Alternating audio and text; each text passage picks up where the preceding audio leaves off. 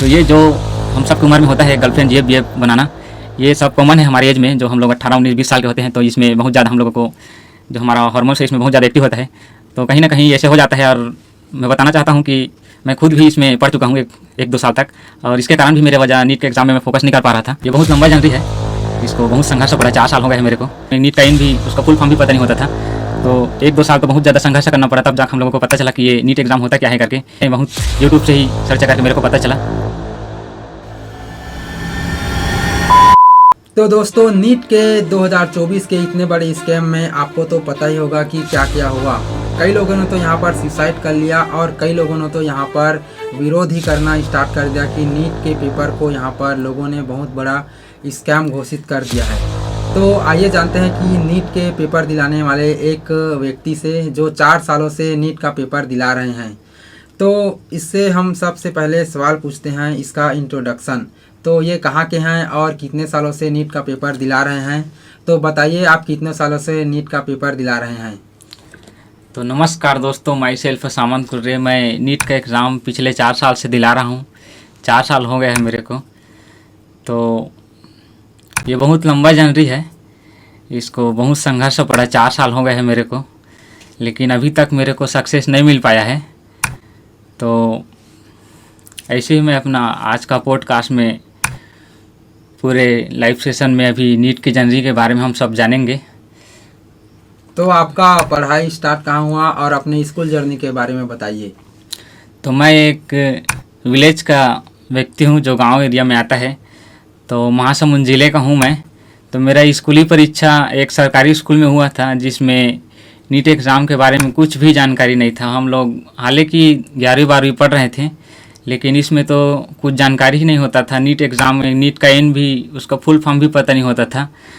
तो 1-2 साल तो बहुत ज़्यादा संघर्ष करना पड़ा, तब जाकर हम लोगों को पता चला कि ये नीट एग्ज़ाम होता क्या है करके। इसमें कौन कौन से बुक पढ़ते हैं, रेफरेंस बुक पढ़ते हैं या एनसीईआरटी बुक पढ़ते हैं, क्या क्या बुक पढ़ते हैं। तो बहुत ही संघर्ष करना पड़ा हम लोगों को, गाँव के लड़कों को। तो मेरे जैसे और भी हैं जो हर गांव में किसी को पता नहीं चलता कि नीट एग्ज़ाम क्या है करके। तो मैं बहुत यूट्यूब से ही सर्च करके मेरे को पता चला। तो 1-2 साल की जानकारी के बाद ही मैं जानकारी प्राप्त कर पाया। तो आपकी स्कूली शिक्षा कहाँ तक पूरी हुई है और कहाँ के आप लोग स्कूल में पढ़े और कितने तक आप ग्रेजुएट हुए हो कि नहीं, ये बताइए। तो अभी तक तो मेरे को 12 से निकले हुए 4 साल हो चुका है, लेकिन मेरा ग्रेजुएशन कंप्लीट नहीं हुआ है। वैसे तो मैं 2020 में 12 पास किया हूँ, और उसके बाद मैं 1 साल में ड्रॉप किया, उसमें कॉलेज भी नहीं कर पाया मैं। और उसके बाद मैंने सेकेंड साल मेरे को, जब मैं नीट के एग्ज़ाम में उस बार फर्स्ट अटैम्प्ट में मैं तो फेलियर का सामना करना पड़ा मुझे। फिर सेकेंड अटैम्प्ट में मैंने बीएससी फर्स्ट ईयर का कॉलेज में अपने जो बाग भरा है सिटी पे, उस पर ज्वाइन किया, और फर्स्ट ईयर के साथ मैंने फिर एग्ज़ाम दिया। तो उस बार भी मुझे, सेकेंड बार भी मुझे असफलता प्राप्त हुई। तो आपका नीट जो कि फर्स्ट एग्ज़ाम था, उसके बारे में आप एक्सपीरियंस जो कि बताइए, कैसा रहा? जो ये नीट मेरा फर्स्ट एग्ज़ाम है 2021 में, 2021 में मैंने नीट फर्स्ट एग्ज़ाम दिया था। तो इसमें तो मेरा जो एग्ज़ाम सिटी था वो रायपुर में लगा था मेरे को। तो आज तक मैं रायपुर नहीं गया था, फर्स्ट टाइम मैं जा रहा था, तो गूगल मैप के सहारे मैं गया। उसके बाद मैं जाने के बाद दोपहर में पहुंचा, 2 बजे इसका एग्ज़ाम होता है। जाने के बाद मेरे को बहुत ही नर्वसनेस था कि क्या होगा, कैसे क्या होगा करके, बहुत ही नर्वस था मैं, क्योंकि फर्स्ट बार होता है सभी को, हम लोगों को नर्वसनेस। तो उसके बाद मैं एग्ज़ाम दिया, और उसके बाद एग्ज़ाम दिला के आने के बाद मुझे, मेरे माइंड में बहुत ज़्यादा डिप्रेशन, टेंशन, एंजाइटी हो गया। तो उसके बाद मुझे फीवर आ गया, तो बहुत ज़्यादा उसके बाद टेंशन में मैं, उसके बाद एग्ज़ाम, फिर उसके बाद मेरा एग्ज़ाम भी बिगड़ गया। तो आप अपनी निजी लाइफ के बारे में मतलब क्या सोचते हैं? नीट दिलाना आपके लिए आसान है कि मुश्किल है? नीट दिलाना वैसे तो आसान नहीं है, लेकिन सही जानकारी, सही डायरेक्शन और सही कोच मिल जाए तो ये कठिन भी नहीं है, उतना कठिन।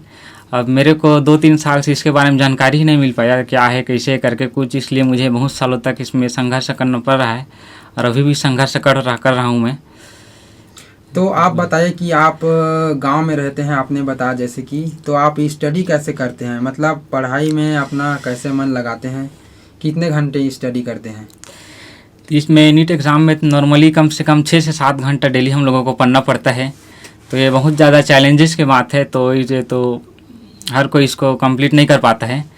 इसको कंप्लीट करने के लिए बहुत ज़्यादा पैसेंस और बहुत ज़्यादा डिसिप्लिन की ज़रूरत पड़ती है, जो बहुत ही मुश्किल से हो पाता है। तो ये डिसिप्लिन मेरे को नहीं हो रहा था, तो उसके बाद मैं रनिंग, एक्सरसाइज, मेडिटेशन करना स्टार्ट किया अपने डिसिप्लिन को लाने के लिए मैं। फिर उसके बाद मैं थोड़ा थोड़ा डिसिप्लिन में लाया, लेकिन उसके बाद मैं गर्लफ्रेंड वाला थोड़ी बोलाना है अभी नहीं बताना, हमें बाद में। चल फिर तो इसके बाद मैं अपने डिसिप्लिन को मेंटेन किया, लेकिन इसके बाद भी मैं कुछ डिस्ट्रैक्ट हो गया और मेरे थर्ड अटेम्प्ट में भी मैं सक्सेसफुल नहीं हो पाया। इसमें भी मुझे फेलियर का सामना करना पड़ा और मैं इसमें कॉलेज के सेकेंड ईयर में था, बीएससी सेकेंड ईयर में। उसके बाद सेकेंड ईयर के बाद मैंने फिर भी मुझे सेकेंड ईयर में और एक बार कॉलेज में फेलियर का सामना करना पड़ा। तो आपने जैसे बताया कि 4 सालों तक आपने नीट का एग्ज़ाम दिलाया, तो आप बता सकते हैं कि नीट का जो कि एग्ज़ाम दिलाया जिसमें ज़्यादा मार्क्स किस साल के ईयर में थे? तो नीट एग्ज़ाम के सबसे ज़्यादा मार्क्स तो मेरे अभी 2024 यही जो मेरा फोर्थ अटैम्प्ट था, 263 नंबर आ रहा है। तो इसमें तो MBBS सीट मिलना बहुत ही मुश्किल है। तो बहुत ज़्यादा ही मैं फ्रस्ट्रेट टेंशन में था। तो इस बार भी मुझे फेलियर का सामना करना पड़ रहा है और लाइफ में क्या करूँगा कुछ नहीं पता मेरे को। तब क्या होगा कुछ तो पता नहीं, लेकिन अब जो होगा अच्छा होगा। अब देखते हैं लाइफ में क्या होगा। तो आप बताएं कि नीट का पेपर दिलाने के लिए कौन कौन सा चैलेंज को फेस करना पड़ता है? मतलब हर एक नीट एक्सपीरियंस के जो कि स्टूडेंट होता है उसको कौन कौन से चैलेंजेस का फेस करना पड़ सकता है? जो है हम सभी नीट एस्पिरेंट को चैलेंजेस फेस करना पड़ता है। तो इसको हम पहले बात तो हम लोग नीट के बारे में जानते हैं, जिसके रेफरेंस बुक आता है जो बहुत सारे हैं CBSE पैटर्न से लेकर। तो इसमें जो NCERT पढ़ना पड़ता है हम लोगों को। उसके बाद हम लोग NCERT जो हमारे गांव साइड मिलता है उसमें हमारे सिटी जाना पड़ता है हम लोगों को रायपुर, तब जाकर वहाँ NCERT बुक मिलता है हम लोगों को।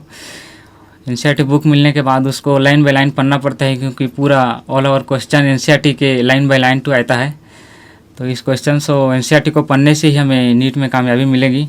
और मैं अभी NCERT को पढ़ना स्टार्ट किया था। पहले 3 सालों से मेरे को तो पता ही नहीं था कि NCERT क्या है करके।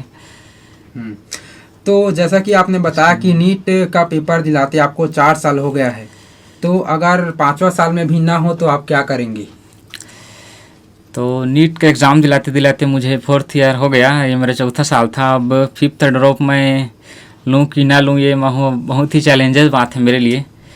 सोच रहा हूँ क्या करूँ, कैसे करूँ, कुछ समझ नहीं आ रहा है। अभी फ्रस्ट्रेट हूँ मैं, क्या करूँ कुछ भी समझ नहीं आ रहा है। और मेरा कॉलेज भी अभी रिज़ल्ट अभी बचा है मेरा सेकेंड ईयर का। तो क्या करूँगा कुछ करूँगा अभी कुछ आइडिया नहीं है, कुछ पहले से नहीं बता सकता मैं। तो चलिए अगला पॉइंट तो सबसे बड़ा ये होगा कि इस 2024 में इलेक्शन के जस्ट बाद 2024 का सबसे बड़ा नीट इस स्कैम जो कि अभी यहाँ पर हमारे सामने आया है, तो हमको तो कोई फ़र्क नहीं पड़ता क्योंकि हमने नीट का एग्ज़ाम दिलाया है, ना कभी दिलाएंगे। लेकिन आप एक नीट स्टूडेंट हो तो आपको बहुत बड़ा फ़र्क होगा। आपको मतलब इसके बारे में क्या राय है, बताइए। तो ये नीट स्कैम के बारे में अभी नीट के रिकॉर्ड अभी पहली बार हुआ है कि ऐसा स्कैम चल रहा है। अभी 2024 में 67 स्टूडेंट 720 लाए हैं, जो ये पॉसिबल नहीं है। पिछले आप 2 साल से देख सकते हैं, 2023 में सिर्फ 2 स्टूडेंट ही 720 ला सके थे। और उसके बाद नेक्स्ट ईयर और देखेंगे 2022 में तो 4 स्टूडेंट ही 720 ला चुके थे। तो एक साल में कोई चमत्कार नहीं हो सकता कि 76 स्टूडेंट 720 ला सके। और इतना ही नहीं कि 650 स्कोर करने वाले स्टूडेंट का रैंक 30,000 आ रहा है। और पिछले साल अगर कंपेरिजन करके देखें हम लोग तो 650 नंबर में स्टूडेंट का नंबर 6,000 रैंक पे था। तो बहुत ज़्यादा ही ये सीट नहीं मिल पा रहा है। इस 650 लाने के बाद भी MBBS सीट नहीं मिल पा रहा है। इसका सीट बहुत ज़्यादा ही कम है। इसमें गवर्नमेंट सिर्फ 50,000 ही है। और इसमें हम सभी नीट एग्ज़ाम 24 लाख इसमें फॉर्म डाले थे, लेकिन इतना बड़ा स्कैम सामने आ रहा है तो बहुत ज़्यादा इस पे कार्रवाई करनी पड़ेगी। तो एनटीए से मेरा रिक्वेस्ट है कि हम सभी स्टूडेंट के लाइफ को ख़राब मत करें, ताकि अगर ऐसे ही करते रहेंगे तो ये नीट जो नोबल प्रोफेशन है डॉक्टर, जो इसके डिग्री को पैसे पे ख़रीदा जा रहा है, तो अगर ऐसे ही करते रहेंगे तो हम जैसे मिडिल क्लास लोगों को क्या होगा।